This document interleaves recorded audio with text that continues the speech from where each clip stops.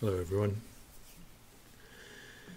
A friend of mine was working on her allotment last week, sitting in her wheelchair, and a man walked past and shouted at her from some distance, something like, "I love coronavirus, it's killing the weak, kill the weak," and a few other things, and then wandered off. Now, she's incredibly gracious about that. Her great first concern was for this man's mental health, for what might be going on in his life. But he said an appalling thing to a person in a wheelchair. That is entirely unacceptable. That was celebrating the fact that she might die, because she might get coronavirus, and she's somehow a burden, somehow less than human because she spends part of her life in a wheelchair. Last night I sat horrified at 10 o'clock watching some of the BBC News, just seeing the images of the running battles in America happening over the death of George Floyd.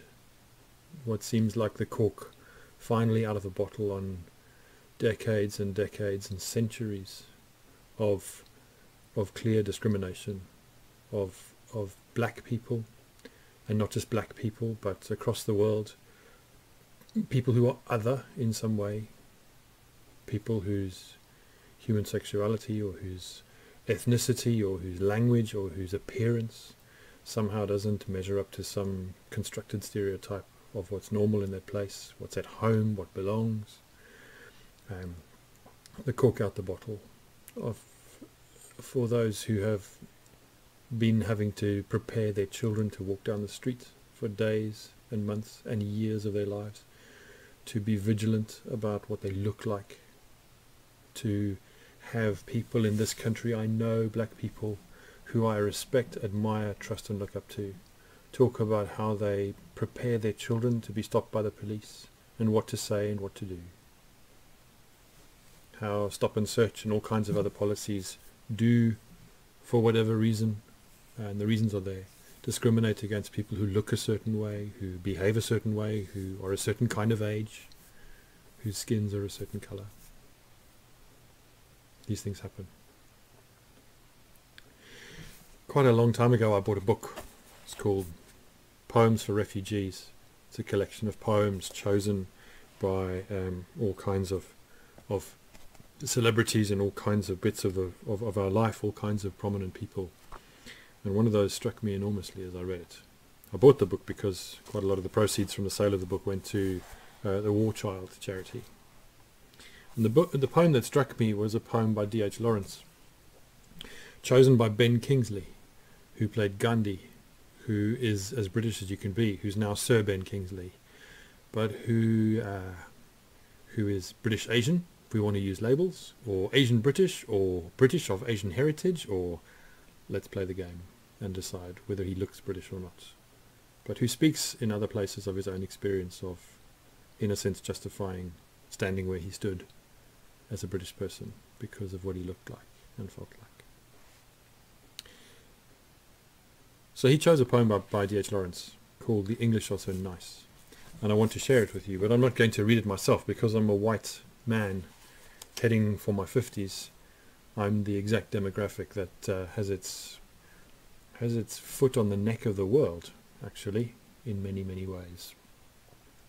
And so my voice is not the best voice to have for this.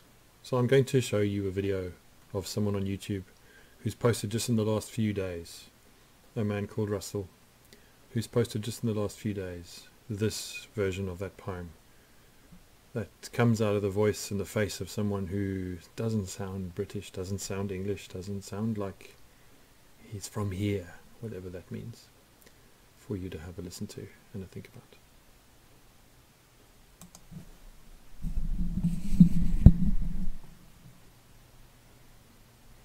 The English Are So Nice by D.H. Lawrence. The English are so nice, so awfully nice. They're the nicest people in the world. And what's more, they're very nice about being nice. About your being nice as well. If you're not nice, they soon make you feel it.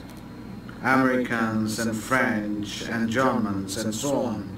They're all very well, but they're not really nice, you know. They're not nice as they're not nice in our sense of the word. Are they now? That's why one doesn't have to take them seriously. We must be nice to them, of course. Of course, naturally. But it doesn't matter what you say to them. They don't really understand. You can't just say anything to them. Be nice, you know, just nice. But you must never take them seriously. They wouldn't understand. Just be nice, you know. Oh, fairly nice. Not too nice, of course. They take advantage. But nice enough, just nice enough, to let them feel they're not quite as nice as they might be. So what do we say? D.H. Lawrence, well, he died in 1930. That was talking about a time that is before the time we live in now, and we're all much more civilized and much nicer people. I'm not so sure. I'm not so sure. And this isn't me being nice, telling everyone else to be nice like me. That's the whole point of the irony of so much of what's going on. Those in authority in the systems and the structures in America that should be keeping people safe are saying to the people they are not keeping safe. In fact, they are actively and sometimes discriminating against and making unsafe. What you're doing is not very nice in the way that you're going about the expression of the emotions that you feel, because a policeman kneels on the neck of a man who begs for his life for 9 minutes, and then dies. And just George Floyd as the final, the final in this moment name to add to a very long list of faces that I'm sure you've seen on a screen if you've been watching and listening to any of what's going on in America. But of course, a bit like D.H. Lawrence, it's America, isn't it? We're not like that. You know, we don't have to take them that seriously, and British people don't have that same experience. Well, no, maybe not to quite the same extent as the barbarity of what we've seen with George Floyd. But one of the things that I have continued to notice and notice, having lived in this country now for the best part of 18 years, is how nice England thinks it is, how civilized the United Kingdom thinks it is, how genteel, how nice is the right word, I suppose. We're nice. We tell our history as though it's nice. We talk about empire as though it was nice. We talk about so many things as though they were expressions of the best in us, rather than the most rapacious and violent and acquisitive and disrespectful and at times murderous impulses that are part of our human lives. We're proud of ourselves. We're proud of our history. We're proud of where we come from, and we're proud to be who we are in the back of those whose stories we tell nicely. And we're not exceptional in that pretense. I don't think there's a country in the world where people aren't trying to tell themselves that they're nicer than they might be. And part of that, of course, is to compare ourselves with other people.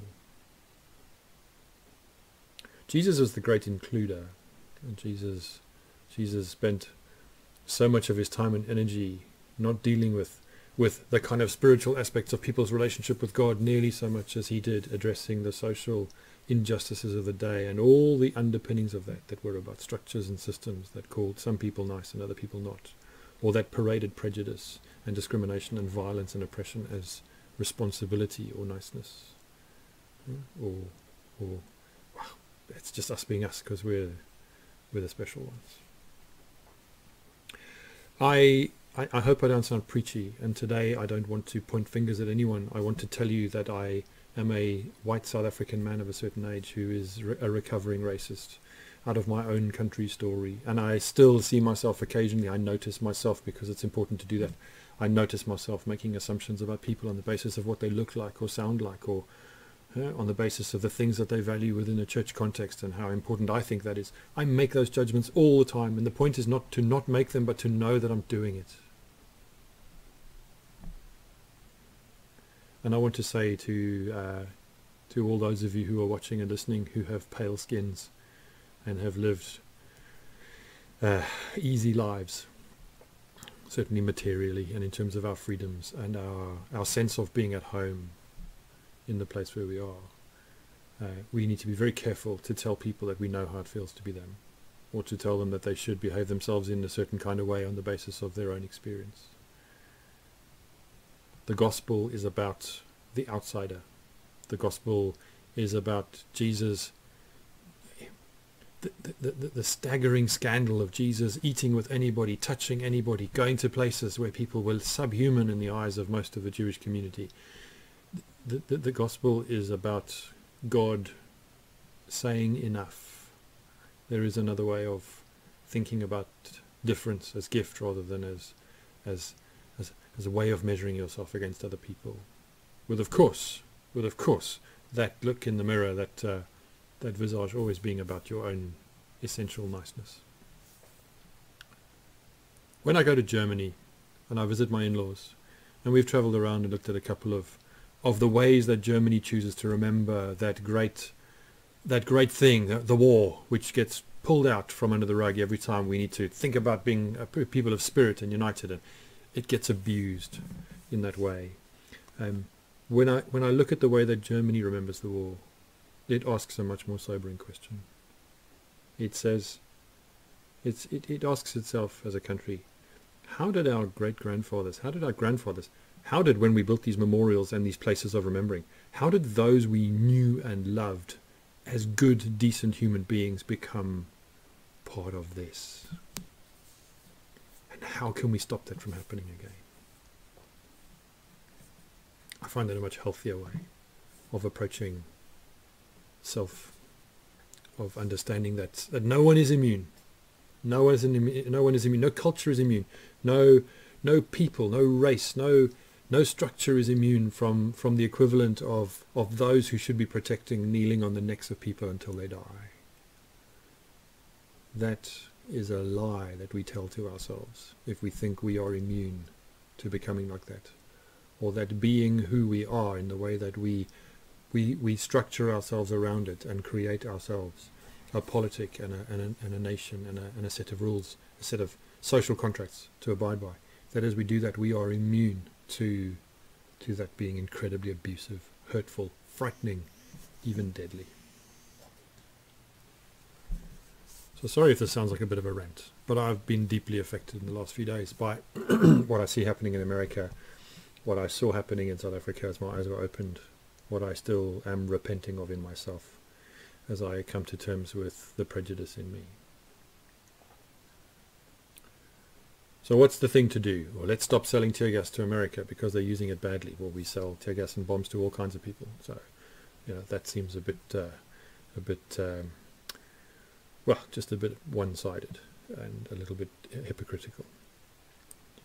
What shall we do? Let's keep our eyes open.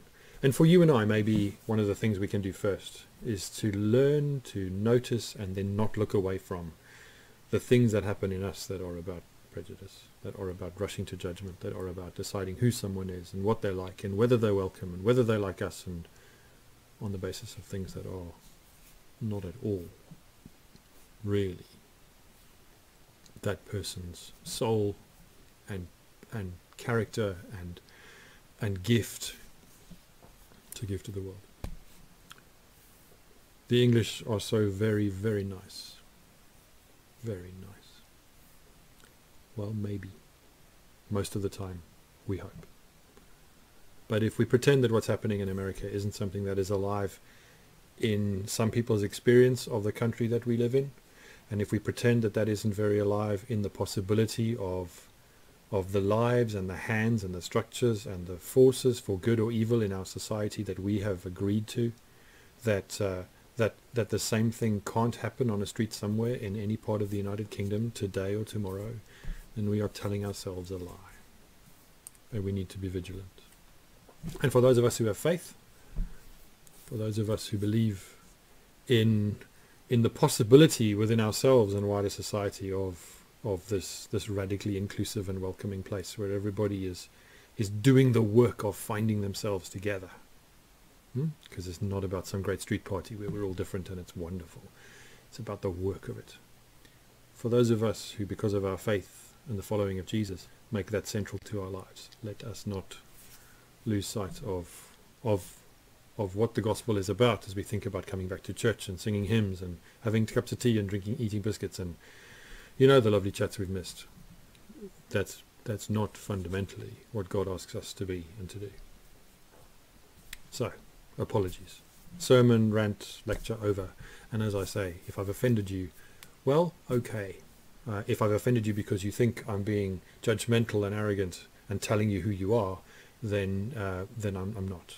Because unless I know you, I don't know you. And even if I do know you, you live with yourself in a way I could never understand.